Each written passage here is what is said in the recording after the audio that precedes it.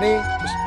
गीता अमृतम में आप सभी का स्वागत है। तो हम आ गए हैं भगवत गीता अध्याय 7 श्लोक क्रमांक 28। पिछले श्लोक में हमने देखा कि भगवान कृष्ण ने कहा कि इस भौतिक जगत में व्यक्ति इच्छा और द्वेष का जो द्वंद्व है उसके कारण मोहग्रस्त होकर भगवान कृष्ण को समझने में असमर्थ रहता है। तो इससे कैसे निकला जाए, इस इच्छा और द्वेष का जो द्वंद्व है उस मोह से बाहर निकलने का रास्ता क्या है, वो भगवान कृष्ण हमको इस श्लोक में बता रहे हैं। तो भगवत गीता अध्याय 7 श्लोक क्रमांक 28 भगवान कृष्ण कहते हैं, ये शाम तु अंतगतम पापम जना नाम पुण्य कर्मणाम ते द्वंद्व मोह निर्मुक्ता भजन्ते माम दृढ़व्रतः। भगवान कृष्ण कहते हैं, जिन मनुष्यों ने पूर्व जन्मों में तथा इस जन्म में पुण्य कर्म किए हैं और जिनके पाप कर्मों का पूर्णतः उच्छेदन हो चुका होता है, वे मोह के द्वंद्वों से मुक्त हो जाते हैं और वे संकल्प पूर्वक मेरी सेवा में तत्पर होते हैं। देखिए, क्या चीज है जो हमको भगवान कृष्ण से दूर रखे हुए है? क्या चीज है वो जो हमको भगवान कृष्ण की सेवा करने से दूर रखती है? वो है हमारे पाप कर्म।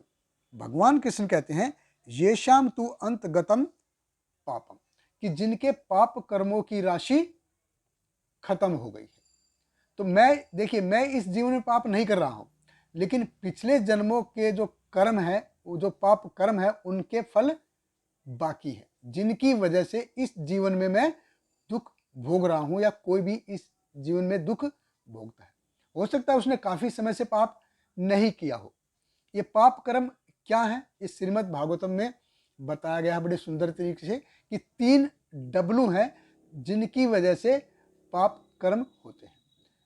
एक डब्लू है वाइन, दूसरा डब्लू है वेल्थ और तीसरा डब्लू है वुमन या ऑपोजिट सेक्स। तो जो इन 3 डब्लुओं से दूर है वो समय आने पर भक्त बनेगा। कैसे? समचित्त, प्रशांत, विमन्वय और सुहृद। तो जिसे पाप का आधार 3 डब्लू के ऊपर टिका है, ऐसे ही एक साधु का जीवन इन 4 पिलर के ऊपर टिका है। तो है समचित्त, यानी कि वो सब प्राणियों को एक हिसाब से देखेगा। पर्सनली उसकी जीवन में, उसकी जिंदगी में क्या घटित हो रहा है, क्या अच्छा हो रहा है, क्या बुरा हो रहा है, उसको वो ज़्यादा सीरियसली नहीं लेता। जो अच्छा हुआ, जो कुछ भी अच्छा होता है वेरी गुड, जो कुछ भी खराब हुआ है, बुरा हुआ है, तो भी वेरी गुड। इस हिसाब से वो समचित्त। प्रशांत, प्रशांत मतलब कि वो अगर उसके साथ कोई व्यक्ति उत्तेजक व्यवहार करता है तो वो उसके बदले में उत्तेजक व्यवहार नहीं करता, यानी कि वो ईंट का जवाब पत्थर से नहीं देता, उत्तेजक नहीं होता। तीसरा है विमन्वय, यानी कि वो गुस्से से दूर रहता है और क्रोध से दूर रहता है, विमन्वय। सुहृद, कि वो सब जीवों का शुभ चिंतक है। तो जब व्यक्ति पाप करता है तो उसके अंदर रजोगुण और तमोगुण की वृद्धि होती है और जिसकी वजह से वो भगवान से दूर रहता है।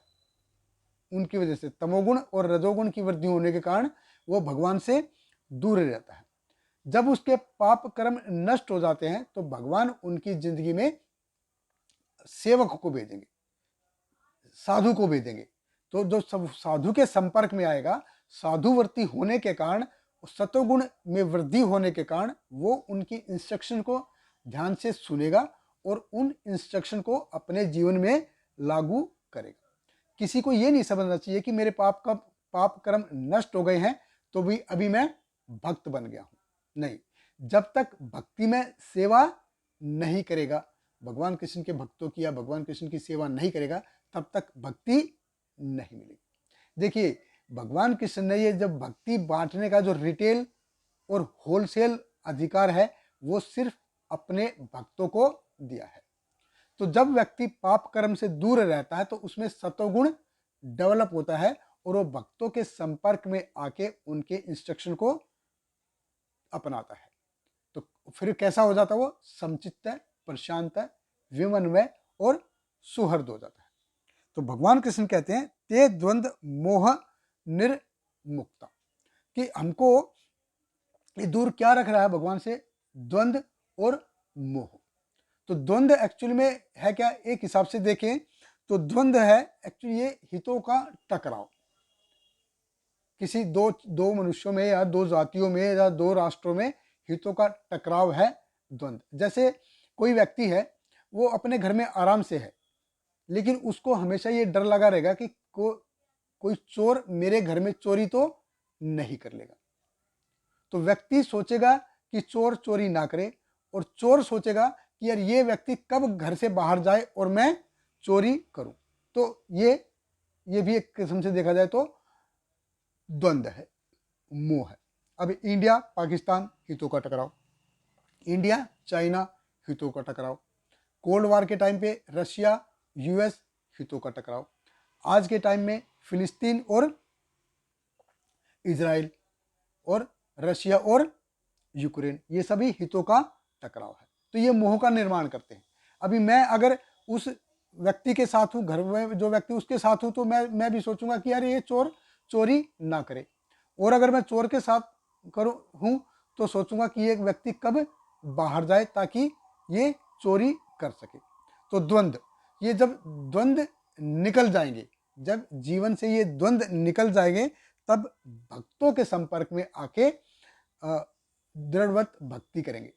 तो जब तक भक्तों के संपर्क में आके बजते माम दृढ़ता नहीं होंगे, तब तक दृढ़व्रत भक्ति नहीं कर पाएंगे।